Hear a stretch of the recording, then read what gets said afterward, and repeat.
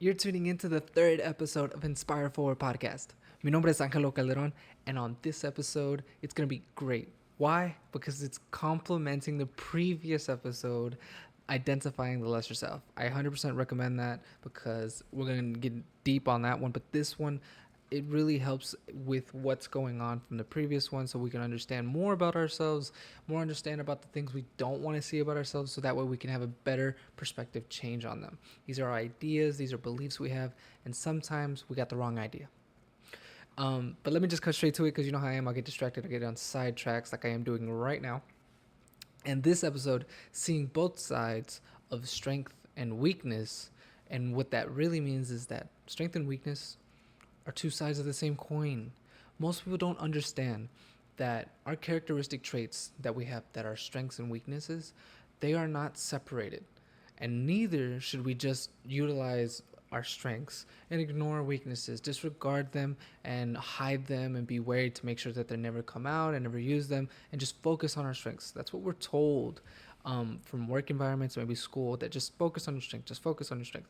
But the thing is, our strengths and weaknesses are all just characteristic traits. And what they really are is that strengths are just ones we're really good at using. Weaknesses, we're not so good at using. But that doesn't mean we should not work on them. All it really means is that strengths are your talent, weaknesses are the ones that you have to put effort for.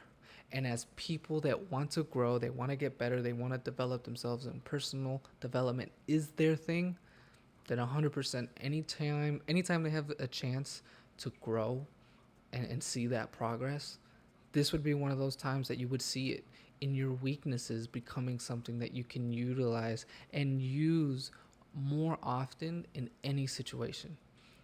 Let me fix that. Not in any situation, in more appropriate situations. And so here's an example of all this. I would love to say that confidence is a good one. Confidence, as in you being confident, top tier, great. A plus for you, because confidence is not something that comes easy for a lot of people. But other people can see your confidence as prideful or arrogance. This is an issue with our perception and our projected perception and what others are seeing what reality truly is. And so what we can do is understand that confidence, though it may be the trait that we're leaning on, it might not be used appropriately sometimes or correctly in some instances. And so what we can understand is that, well, what trait should we lean on? It's not, okay, what's so wrong with it? How do I make this thing right? This thing that's wrong, right? Maybe just use a different thing and lean on your weaknesses. And so in that instance, like I said, confidence can be seen as arrogance. Other instances, a weakness can pull you forward and you're unexpected of it. Vulnerability, for one.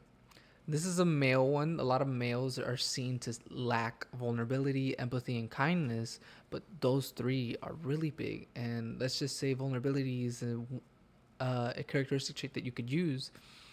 The situation is calling for it, and it's also denying the fact that you should be, how do I say, independent. It's denying for these things where you can just rely on yourself, rely on how you feel, focus on you.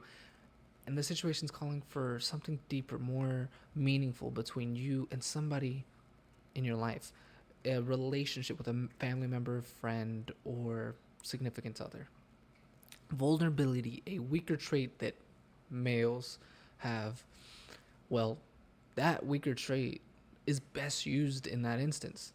It doesn't mean you shouldn't use it. It does not mean you can't use it. It just means you gotta do your best with something that's not so easily that comes so easily to you. And that's just another example of how, your strengths can hold you back and your weaknesses can pull you forward, vice versa. But it all starts somewhere.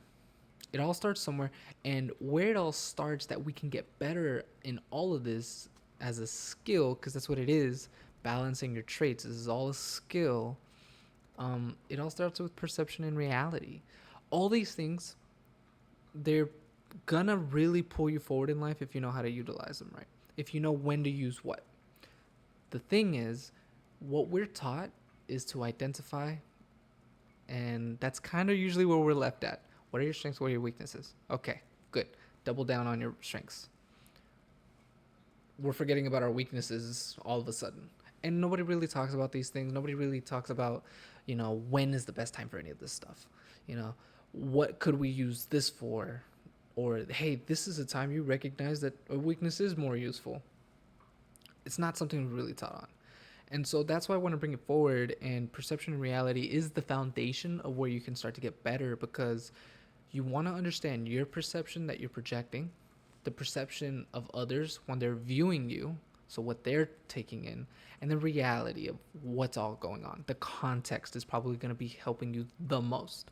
So you want to get down to understand where all this is. It's in the context, truly. Also in the perception of others, but there's only so far you can get. Empathy really helps you understand someone else's perspective. So I would really get into that if you're trying to understand someone else's perspective. Understand the context so that you know what character traits are being called for and which ones are being denied. Then, as you move forward with this foundation, I think you could take it step up a notch and move into the next thing, which is a little bit difficult to understand, but it's not something that's too hard. It is also a skill. It is contextual shifts. You got to be able to identify when the context shifts to a new one. So it's one thing to identify what the context is, what's called for, but now when it shifts to a new one, did your previous characteristic trait should come with it, or is it time to cut it off, or is it to intensify or minimize? Those kinds of questions kind of pop in your head. Or do you need a whole new set? It all changes within a given instant. And so when your context change, you have to be able to know what is required of you in that instance. Sometimes we need to be listening instead of talking, but talking is our strong suit, so we talk a lot. Listening something we should focus on more and know when we should listen, because there's obviously we can't listen forever. We got to know when to talk too. That's part of active listening. The issue is knowing when is it, what's the marker, what's the sign. And so that's a practice of contextual shifting, is when all the things in the environment, the cues, the perception of other, it's all changed. And then identifying it really helps you being able to decide how to behave and what to really use moving forward. The thing is, these are all skills. And a lot of people, when they think about these things, they're like, this is too much work. This is 100% out of my wheelhouse. I can't do this. I can't do that. They are not talents. These are skills. Skills that anyone can learn. Skills that everyone should learn. That way we can all benefit ourselves and benefit others, and by spreading this. But lastly, I would say this is important for when you want to understand yourself, when you want to be more aware of who you are and then grow. Because people who want to grow, people like us, we need to know where to start and then move forward. Where are our issues? Where are our weakness? Where to give more help in, more concern in, and then move forward. And so all this is stuff that some people might say, this is too much work. It's not something I feel like I actually need, because I feel like I'm good enough in it. You are never good enough in certain things of progression. And work that you do not like, but is needed, well, that's where the character trait of dedication comes in. And that's all it is. Being dedicated to progressing yourself, being better, as your character, but being better as a person, all of it. And it is just balancing your traits. So it's not going to mean that you get 100% of it right all the time. There's no possible way you can make all your traits all your strengths. And so, or that you'll always use the right one at the right time. These are all difficult things.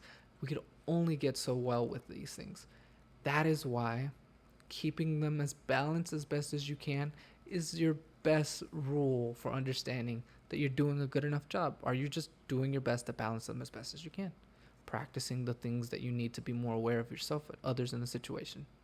That's all I got for you today. Thank you, and I can't wait for the next episode.